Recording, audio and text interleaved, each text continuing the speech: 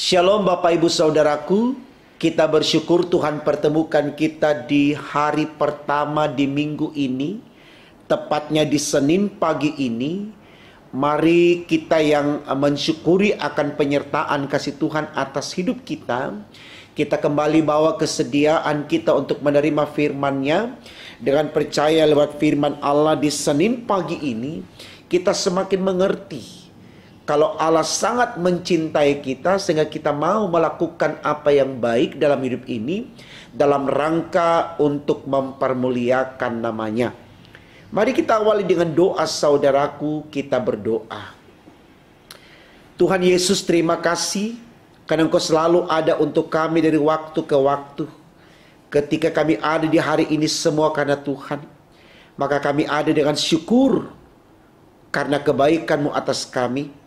Lewat syukur ini kembali kami datang membawa kesediaan kami untuk merenungkan firman-Mu dengan percaya. Lewat firman Allah di pagi hari ini, kami semakin disemangati menjadi orang-orang yang diandalkan, dibanggakan Tuhan. Karena apa yang kami lakukan adalah untuk menyenangkan hati Tuhan. Untuk apa yang kami minta ini Tuhan berfirman-Lah, karena kami sedia mendengarkannya. Demi Yesus Tuhan kami. Amin. Saudaraku, bacaan Alkitab kita di Senin pagi ini terambil dari kitab 1 Tesalonika 2 ayat 3 sampai dengan ayatnya yang keempat.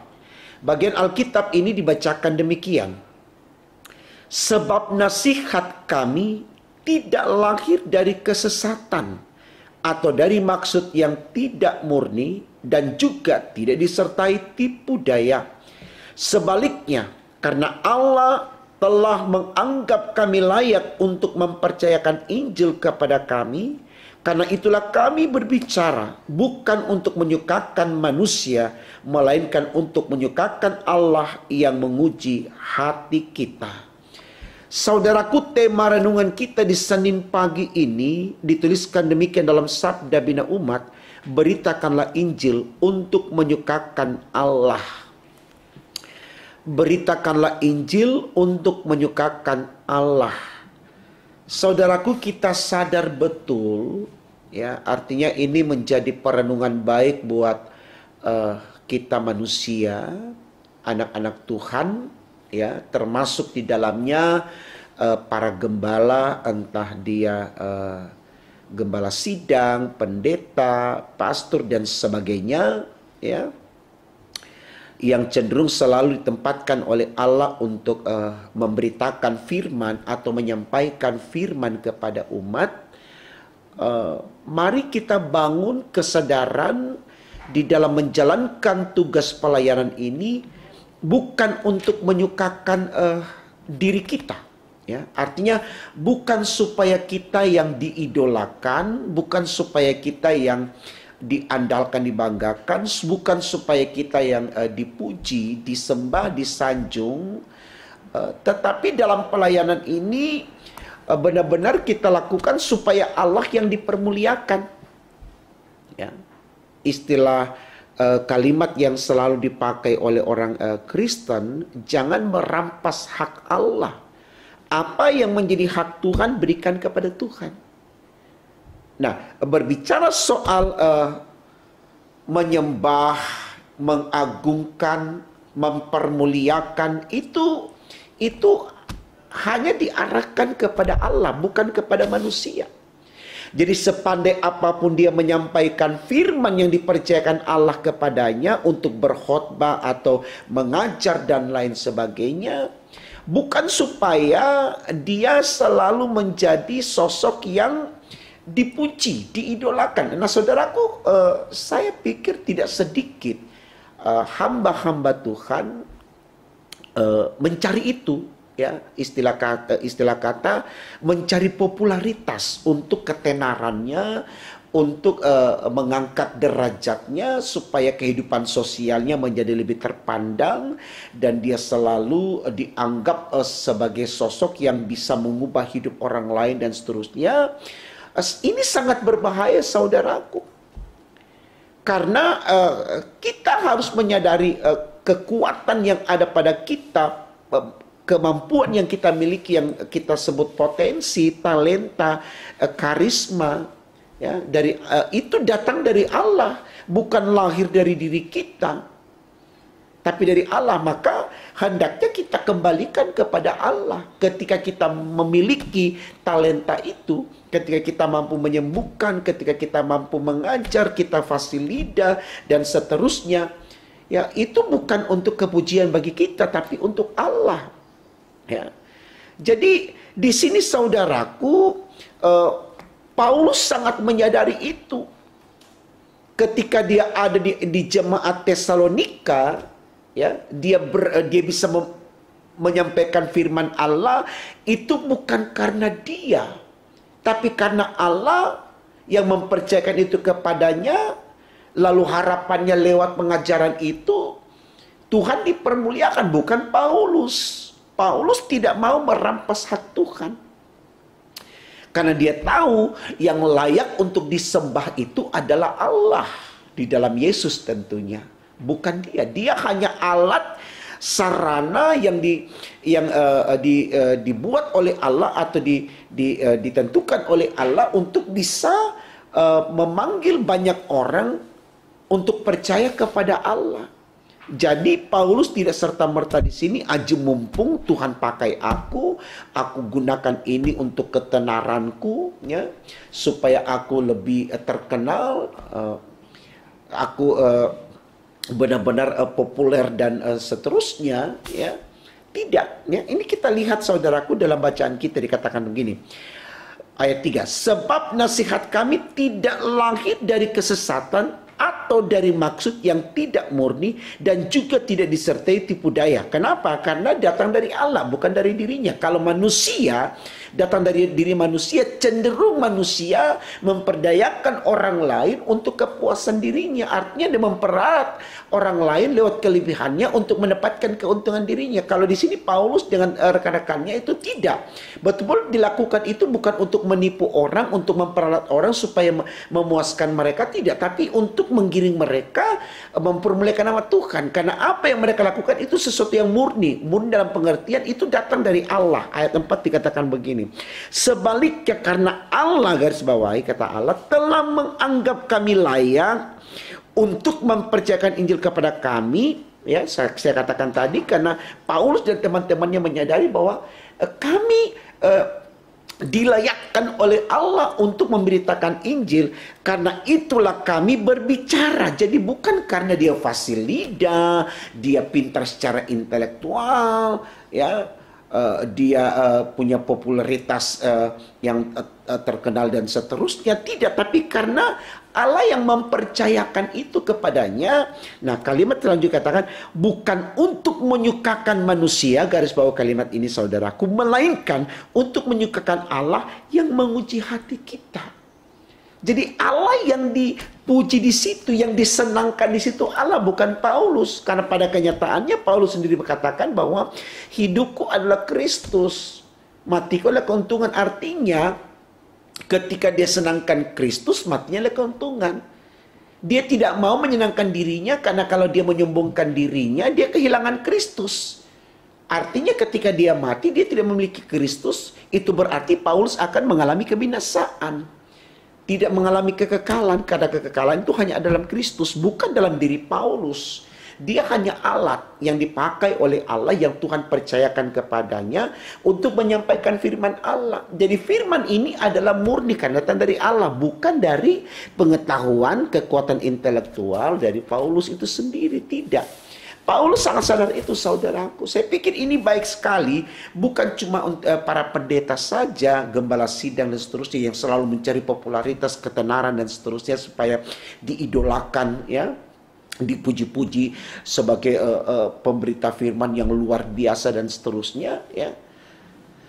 Tapi juga untuk jemaat dan seluruh anak-anak Tuhan, karena tidak sedikit saudaraku, ya, kita mencari popularitas dalam gereja, kita mencari ketenaran dalam gereja, kita ingin menunjukkan status sosial kita dalam gereja, ya, supaya kita terpandang. Nah, ketika kita tidak mendapatkan pujian di dalam gereja, kita mulai lari, kita keluar, ya. Karena kita tidak memperoleh itu. Ya. Ini sangat berbahaya saudaraku. Semakin kita meninggalkan Tuhan, semakin kita tidak mendapatkan apa yang kita inginkan. Jadi Tuhan tempatkan kita dalam pelayanan ini seperti yang disadari oleh Paulus dan teman-temannya adalah untuk mempermuliakan nama Tuhan. Jangan cari kemuliaan untuk nama kita di situ saudaraku. Tuhan tidak mau ya kita nomor duakan Dia. Kita bawa orang untuk mempermuliakan Tuhan.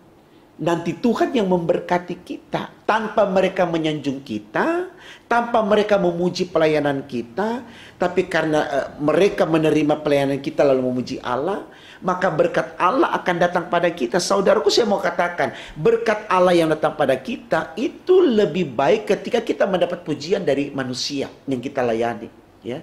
Karena pujian dari manusia cenderung membuat kita sombong dan angkuh, ya. Tapi kalau berkat datang dari Allah semakin membuat kita ini layak menjadi anak Tuhan. Dan pada akhirnya kita akan memperoleh kemenangan saudaraku. Ya. Jadi jalani, lakukan apa yang menjadi tugas kita bukan untuk diri kita. Tapi untuk kemuliaan nama Tuhan. Jadi jangan cari dukungan supaya kita punya masa yang besar. Tidak, karena firman Tuhan sudah katakan saudaraku, di mana 1-2 orang berkumpul atas namaku, di situ aku ada. Tidak harus dalam komunitas besar. Kalau Tuhan yang utus di komunitas besar, why not? Kenapa tidak? Berarti itu Tuhan yang meminta. Tapi bukan kita yang berharap, kita merasa saya lebih oke kalau di komunitas yang besar, supaya di situ saya mendapatkan perhatian, apresiasi yang banyak. Tidak, bukan untuk itu saudaraku. Ya, jadi pelayanan itu bukan untuk kita pilih-pilih. Ya, mudah-mudahan ya sampai kapanpun saya berharap ya kepada siapapun, ya, tidak karena keadaan ekonominya, tidak karena status sosialnya, lalu kemudian di situ saja kita mulai, karena banyak masanya di situ saja kita mencari popularitas dan ketenaran, tidak.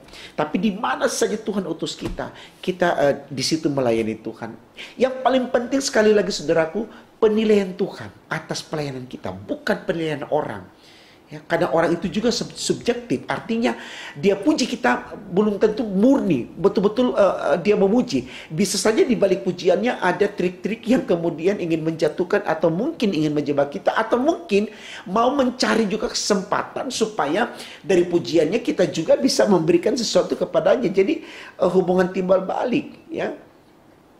Tapi kalau sudah Allah yang berbicara kepada kita, Allah yang memberkati kita, Allah yang memuji kita, itu sifatnya murni. Kata ayat ketiga tadi, sesuatu yang datang dari Allah itu murni, tidak dengan tipu daya. Ya. Jadi saudaraku, ini baik sekali. Di masa-masa sekarang ini manusia berlomba dengan giatnya mencari popularitas, mencari ketenaran, nama besar dan seterusnya. Ya. Supaya mereka bisa menjadi orang yang terkenal dan seterusnya. Biarkan Tuhan yang bikin kita terkenal. Jadi tidak usah minta-minta untuk dipuji, ya. Minta-minta supaya dia punya pengikut banyak. Layani saja. Soal nanti mau banyak yang ikut kita, Tuhan yang tentukan saudaraku. Ya, tidak usah minta orang seperti di YouTube subscribe gitu. Biarkan Tuhan yang gerakkan gitu loh. Mau banyak atau tidak, bukan itu yang menentukan pelayanan kita, tapi niat kita saudaraku. Ya. Jadi bersyukur untuk apa yang Tuhan berikan hari ini, ya, dengan kekuatan masa yang kecil atau besar, itu cara Tuhan. Berarti untuk yang lain Tuhan berikan kepada yang lain. Untuk berkiblat di sana, mendengarkan firman di sana. Kita tidak harus semua orang hanya ada di video ini katakan begitu. Biarkan orang melayani betul-betul, mereka mencari Tuhan dengan cara mereka atas petunjuk Tuhan. Disitulah Tuhan dipermuliakan. Bukan kita menyembah orang, ya, hanya karena mungkin dia menyampaikan firman lebih baik dan seterusnya dan seterusnya, ya. Tapi apapun firman yang disampaikan itu sifatnya murni karena selalu datang dari Tuhan. Jadi saudaraku, jalani pelayanan ini seperti yang Tuhan mau, bukan seperti yang kita tentukan. Karena apapun keputusan Tuhan atas pelayanan kita, itulah berkat untuk kita, ya. Bukan nilai dari orang lain, ya.